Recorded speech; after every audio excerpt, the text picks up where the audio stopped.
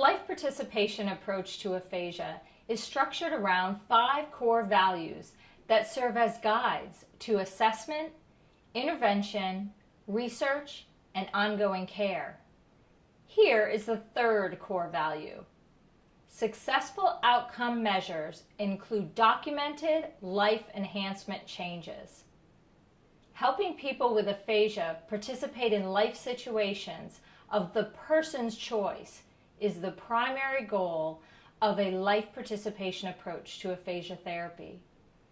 The person with aphasia needs to be welcome to engage in conversations with people who know how to communicate effectively.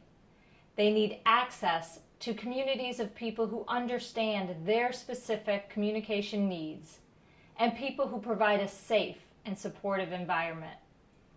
Determining the degree of success for this type of therapy program relies on outcome measures that address the full range of social participation goals. Changes can be documented in the degree that other people are communicating differently in the type and amount of engagement in social activities and in the individual's feelings about themselves and the future. Let's look at some comments about outcomes from people with aphasia and their loved ones. A life participation-based program enables people with aphasia to enjoy social interactions and normal activities. Okay, I shouldn't say that, they're a team. These are our people here. We know we had a stroke, and there's no seed. We're here and we hang out and we help the other. It's just great, and we just talk. We have lunch, not in Kane, we're out. We get a restaurant, we talk, we get to figure this out. I can't say the words and I'm screwed, and then somebody will say the salad and I will say, oh, you need a hamburger, and it's a team thing and we get it, and it's great.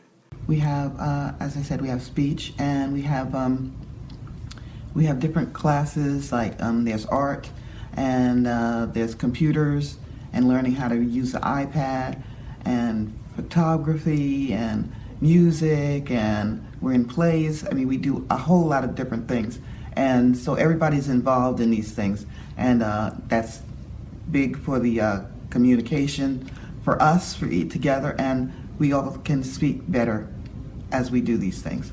Each individual who comes into contact with someone who has aphasia has an opportunity and an obligation to communicate in a manner that fosters conversation, provides social connection, and conveys respect.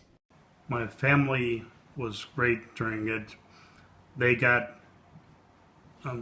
attended speech therapy class every day at the hospital, so they understood before I did what was happening to me.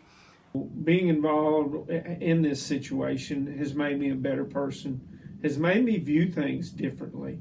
When I go to the group dinners once a month, and I've gotten to know the other patients, and Teresa and I have talked about her challenges as opposed to their challenges. There's always someone in a tougher situation than you are. Right. And I think we've learned to magnify that and talk about it. So I think my involvement has made me a better person just by becoming more enlightened about what aphasia is, how many people have it, and what you can do to help them. The journey of recovery for people with aphasia involves a variety of attitudes and emotions that need to be acknowledged and addressed. Over time, people with aphasia and their family and friends often describe developing more empathy for others, more confidence in themselves, and more hope for the future. But my friends, we used to stop for a beer every Monday night, and my friends were encouraging me to stop back. And when I got my driver's license back, I would go and not get out of the car because I just had no confidence, and I thought they would, it was too loud, and I thought I would make a fool of myself. So I just drove up and I'd drive home.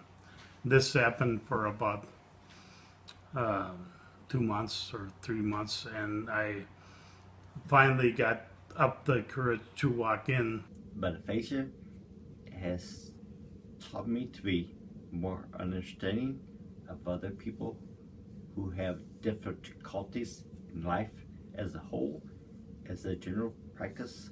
So I'm more tuned into other people's feelings and what they call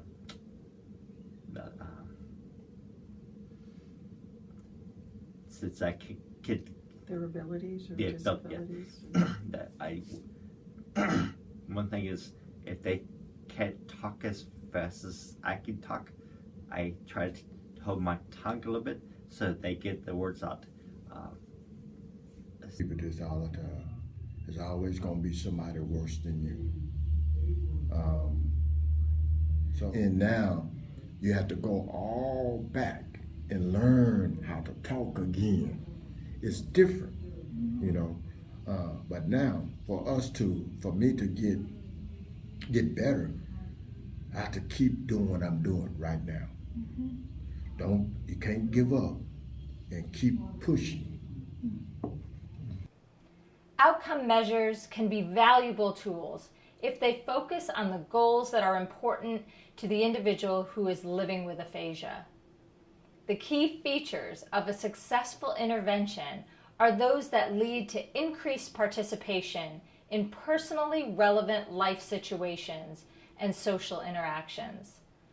By measuring changes in an individual's involvement in daily life events, changes in the communication skills of conversational partners, and the changes in their beliefs and feelings, we can chart a path toward a better future for people living with aphasia.